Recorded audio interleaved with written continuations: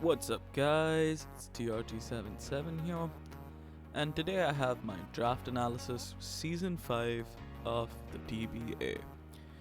Now, most of you watching this probably know that I helped mod in the TBA, and this season we have an all new format.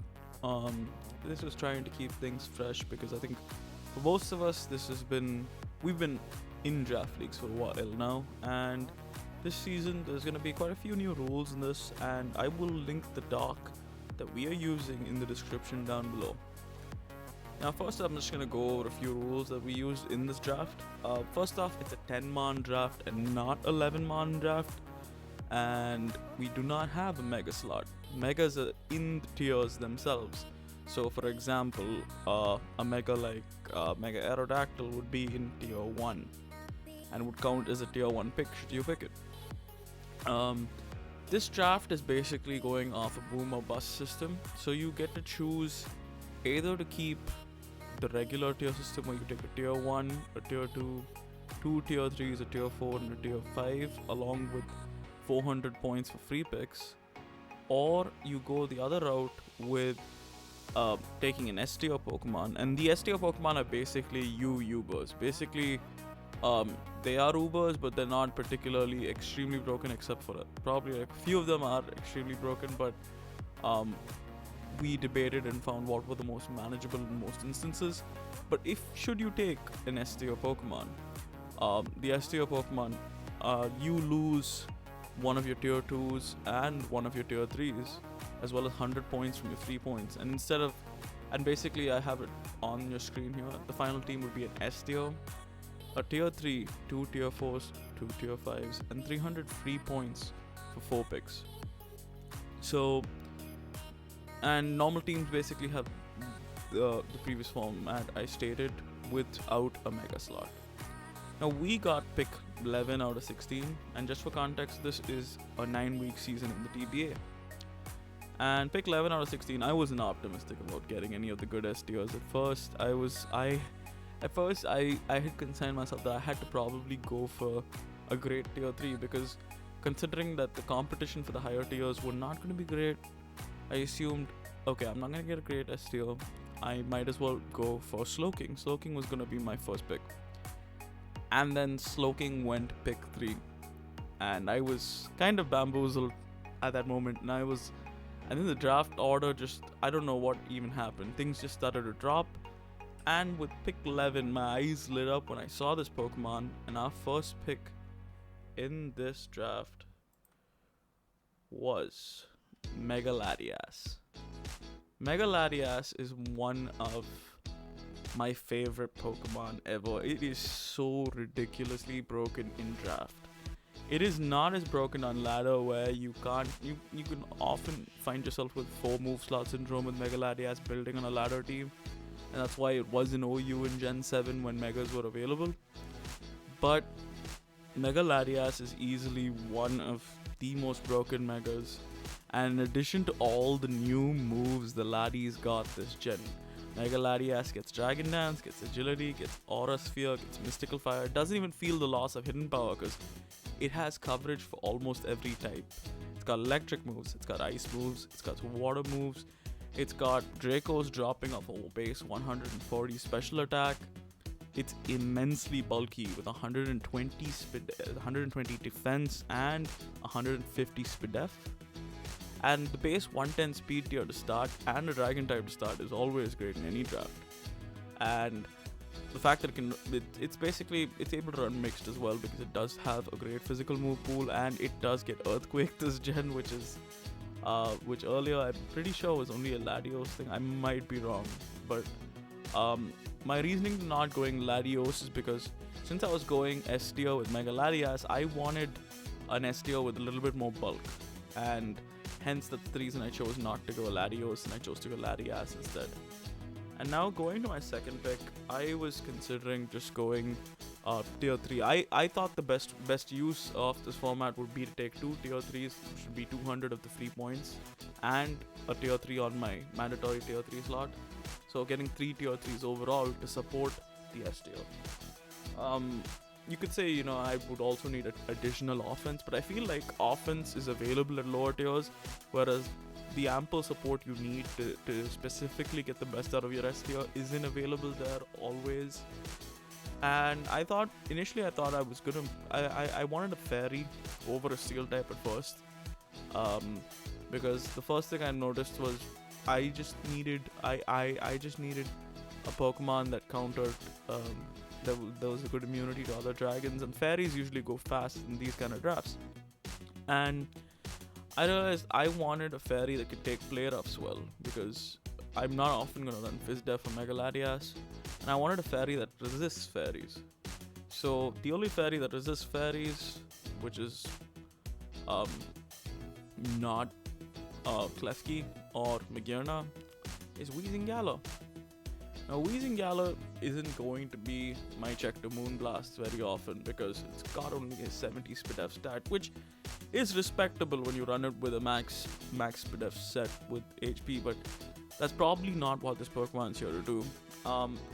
With Levitate, Misty Surge, and Neutralizing Gas, I think this Pokemon has 3 of the best abilities. It gets an immunity to one of its worst weaknesses. It gets terrain control for those matchups where terrain just matters. And Neutralizing Gas is absolutely great when you look at other S tiers that just love their abilities, or just other really broken Pokemon that just love their abilities, and them losing their abilities in this format is beautiful. It just helps Weezing check them better. Like, Mega Metagross is a Pokemon that is allowed in this format, and it loses Tough Claws. Even though I'm not sure I'm going to be using WEEZING-G to check Mega Metagross unless it's a Resist Berry or some sort. It is still a really good Pokemon, a really good defensive wall, gives me Toxic Spikes, gives me a Grounded Poison whenever I choose not to bring Levitate, and overall it's got a great move pool. Physically it gets player off, especially it gets Strange Steam, and it's got good coverage, and I quite liked this Pokemon the last time I used it, and I feel like this was, I don't know if this was there's always a question in drafts like these, what should go first, second, third, but I just felt very comfortable with this pick. And now with my next pick, I just wanted to get my steel type at this point, because I was getting nervous and edgy because I can't take a tier 2. I needed a tier 3, and there's not a lot of tier 2 steel types to begin with that I'm a huge fan of. So I was getting a little bit edgy here. I thought, you know what, initially I thought I'd go Fortress, but then I was like, okay, I've already gone WEEZING-G. It's not a very good check to Moonblast or Hyper Voices coming out of mons like Sylveon or Mega Altaria. And I don't know if Fortress was my mon. If it's not, there's so many fairies that got Mystical Fire this gen, and with 80 SPDF, it's barely an upgrade over WEEZING-G in that department of taking Moonblast. And then I thought, you know what, I need another form of offense to threaten fairies, to threaten bulky waters, because those are the Pokemon that can actually harm Mega LATIAS. Even though I'm pretty sure we can 1v1 most bulky waters with it, bulky fairies were an issue. So I wanted a Pokemon also that pivoted around, since our first 2 picks didn't. But also, please note, both our first 2 picks have Defog, even though Latias is probably not going to be running Defog. And so moving on to our third pick, we have Magnezone. Magnezone is ridiculously difficult to switch into. With Analytic, it is just painful to switch into those flash cannons, resisted or not. And the fact that it gets Magnet Bolt to trap steel types should I need it, although at this point I don't think anybody has any of the flying steels. And it gets sturdy in case there's matchups where I can probably use that as well, especially against the S tier mons. It's definitely a matchup where I can find a use for sturdy. The main thing with Magnezone is obviously that meteoric special attack stat, but in this gen it also gets Iron Defense and Body Press. I think it already got Iron Defense. It was just Body Press that was added on, but Body Press, that's a good set as well. It counters Pokemon like Ferrothorn, like Registeel. And you might be asking me right now, okay, why did you use 2 tier 3s on 2 Pokemon that are both base 60?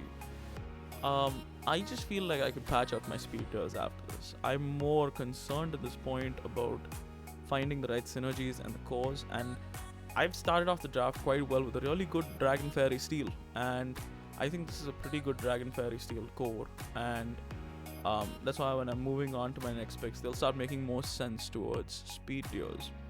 And my next pick is going to be Crobat. Crobat is going to be my last tier 3 Pokemon, and the obvious thing with Crobat is it is fast. It's got base 130 speed, and I love the fact that I like having a Mon that's base 130 speed in this new meta where you have things like Spectria, you have Coco not even being the fastest Mons in this meta. And in general, I feel like the meta game has gotten faster in Gen 8. And I feel like that plus the great coverage Crobat gets, and the abilities. If I'm running physical, I can just run inner focus and be immune to intimidate. But the main thing is Infiltrator. Infiltrator doesn't let other people set up subs on me, which is brilliant when you're considering there's Mons like Spectria running around where I just want to click. I can just click a Dark Pulse or a Crunch through their subs, and it's gonna hurt. If I have sufficient chip, or if they've taken sub damage, or if they've lost health due to the sub, it's gonna be brilliant for me. And Crobat also gives us another reliable defogger because it's way faster than most Mons that are setting hazards, and it does get Taunt, it does get Haze, and it's got both physical and special coverage out of the way, and it does get several sets, especially classic sets like Nasty Bat, that are great in usage. I really like this Pokemon. I've been wanting to use it for a long time. And the other thing for me was that it synergized so well with Magnezone because WEEZING-G and LATIAS and Crobat are off the ground, and Magnezone is my only ground weakness, albeit a 4 times ground weakness, but both WEEZING-G and Crobat are 4 times fighting resist. And both of them are weak to different things, and both of them are weak to Psychic, but I do have a Mega LATIAS. And moving on to my 5th pick, it's Passimian. Now you're gonna ask me, okay, you're drafting a third fighting weakness, my third psychic weakness, and yeah, I can still patch this up, and I'm not too worried because a psychic weakness is not the end of the world when you have a Mega LATIAS, which can pretty much 1v1 almost every psychic in the game. And the next thing for me with this Pokemon is it's a tier 4 Passimian in this league, and I think it is a great physical wall breaker and a good scarfer and a good cleaner. The main things being, number one, it is a fighting type that gets U-turn, which is why I prioritized it. Usually I do not prioritize fighting types in draft unless they get specific priority or fit a specific niche on my team, but I want to be able to pivot around. And Passimian just being able to pivot around is beautiful for this team.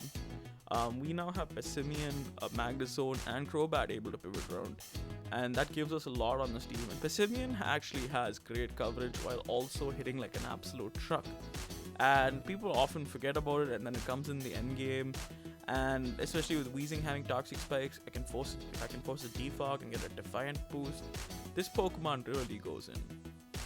And its flying weakness is ameliorated by the fact that we have a 4 times resistant MAGNEZONE, and it's honestly one of my favorite Pokemon in this format that I just never get to draft. And why I took it this early, it's not actually that early. It's pick 5 in a 10-man draft, and I thought at this point I have to start getting some physical offense, because while I have a great special wall breaker in Mega LATIAS, and a great special wall breaker in MAGNEZONE, Mega LATIAS and Crobat count as mixed attackers. I didn't have a specific physical attacker at this point, but where I was gonna just clean up a wall break on the physical side. Now moving on our 6th pick is Sandaconda. We didn't have rocks yet on this team, and we did not have a ground type. Now, I was between Piloswine and Sandaconda for this pick, and I chose to go Sandaconda because 1, I've never used it. 2, I just like the idea of the fact that it can run certain other sets. It can set up on people. It can run glare sets. It's a good rocker. it's a good physical wall that does not share a weakness with Weezing.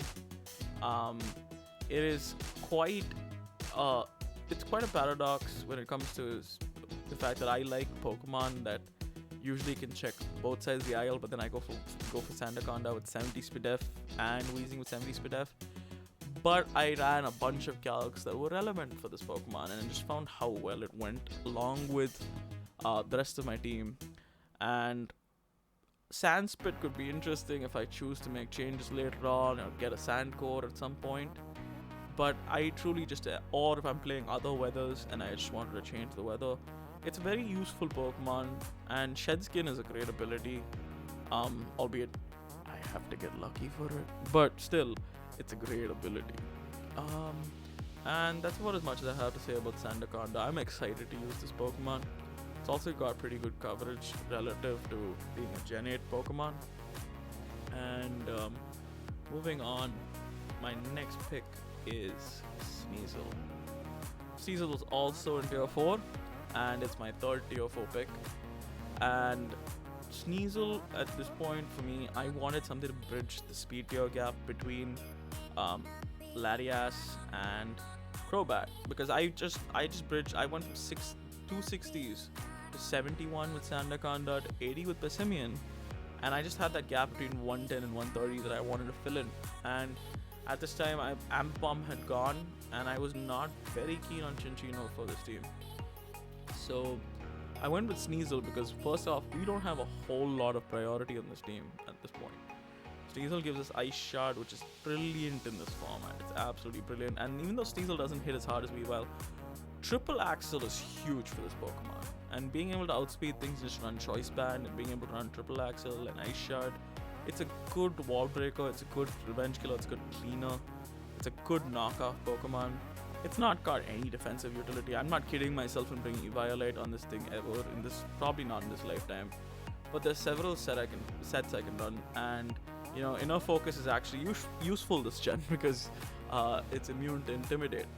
And I just feel like I've always wanted to use Sneasel, and since Weavile was in Tier 1, there was no way I was going to get that. So Sneasel was a good Pokemon to add in here, and Ice-type Stab is great in Draft League format. And the fact that I have an Ice-type where I really don't have to care about its defensive utility just makes it all more appealing to me.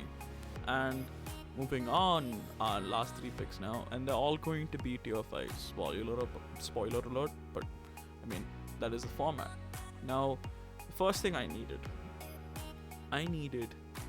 another rocker, and I needed a normal type for checking Spectrio, because I think that's what everyone needs in this draft. And we got KECLEON. Now, KECLEON was a mon suggested to me by Ari, and I at first was quite skeptical, and then I just went on Showdown and I looked at its move pool and I was like, Jesus Christ, where has this mon been all my life? It has a ton of coverage. It's got Protean, which gives it stab on those coverage moves. It's got priority moves. It's got 120 SPDF, which actually, and it has a weakness in fighting, which my team really does not care about. And it actually acts quite well as I wouldn't say a pseudo special wall, but it is a special wall. But it depends on if I choose to run it that way or if I choose to run it as Stealth Rockmon. It gets reliable recovery with Recover. It's got good status conditions, status moves. It's got this Pokemon, I do not know what this has been my whole life, but a second Stealth Rocker, a good SPDF wall in Tier 5, which is also my Ghost immunity. I feel like I got a steal here. I feel like I got a steal with this Pokemon. Even though it's normally in Tier 5, I feel like in this format, this gave me a lot of value here. Now, moving on, my last two picks. I have Magmar first up. Magmar as my fire type. Now, I wanted a fire type because, again, Mega Latias, not the best at breaking bulky steals, but I do have a lot more Pokemon on this team for that. I have Passimian. The last time I used Magmar was in my title-winning TBA 1 season, and I used it in one game where it checked the lights out on a Mega Mawile. You didn't hear that wrong. It checked a Mega Mawile completely. It walled it. because Magmar, once you stick an Eviolite on this Pokemon, is quite bulky, especially with that 85 def stat and that 57 defense stat actually looks good when you have an Eviolite on there. And this Pokemon has so much new coverage in Gen 8 as well as Teleport. And that's probably like a consistent theme you would notice with my remaining Mons. I think it's only Latias, Weezing, and Sandaconda that don't really pivot around. Everything else, I just genuinely like having the option to pivot around. And Magmar isn't a slouch in the attacking stats. 95 in physical attack, 100 in special attack, and it gives us the 90 speed tier with base 93. So we're bridging over from Passimian to Magmar. And being able to hit multiple types, and it's quite the Pokemon in my opinion, and it is very underrated in this format, I feel, especially in format where you're looking with a lot of people have to get 2, 3, even 4 tier 5s.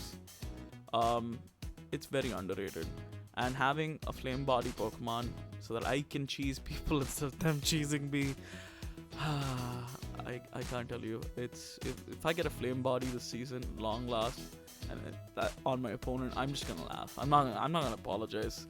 It's just happened to me so many times at this point. I just wanna laugh, man. And it's nice to have a flame body Pokemon when you have a Pokemon like Latias, where people just want to U-turn on it, and you're just like, okay, yeah, you can U-turn on Magmar and get burned. That's perfectly fine with me.